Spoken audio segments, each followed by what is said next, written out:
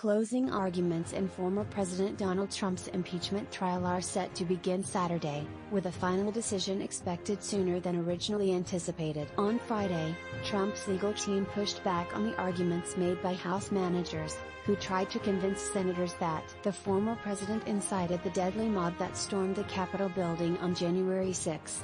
They also argued that the House impeachment prosecutors were hypocritical in their case against Trump and that his speech is protected by the First Amendment. 67 senators would need to agree Trump is guilty of incitement in order to convict.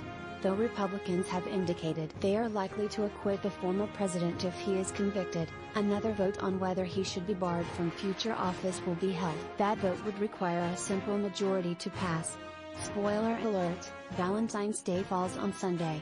Chances are you won't be able to go out to a romantic dinner or eat overpriced treats at the movie theater this year, but that doesn't mean you should write off the romantic holiday altogether.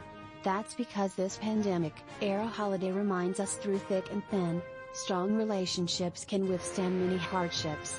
So whether you're celebrating solo or with a partner, remember to make it a point to appreciate the form love is showing up as in your life.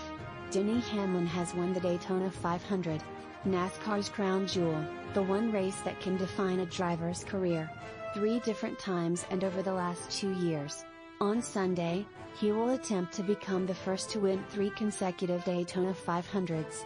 If so, the three-peat would forever dull the disappointment of his failure so far to win a Cup Series championship.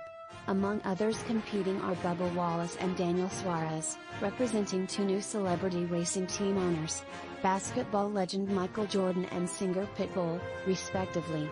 This year's race also marks 20 years since Dale Earnhardt Sr. was killed in a wreck at the Daytona 500, and the cars are clearly much safer. That crash led to dramatic changes, just as Ryan Newman's incident forced NASCAR to investigate what happened last year and respond with safety advancements and adjusted practices. Brutal winter weather shows no signs of letting up as the U.S. endures one of its busiest winter weather patterns in decades. Bitterly cold Arctic air draped across much of the country will help fuel storms that will wreak havoc from coast to coast, not only going into this weekend, but also into next week, the National Weather Service warned. Snow and freezing rain will hit portions of the plains, the South and the Mid-Atlantic by Saturday. In the East, Washington, D.C., Philadelphia and New York City are in the zone where a wintry or icy mix is forecast from later Saturday to Sunday morning.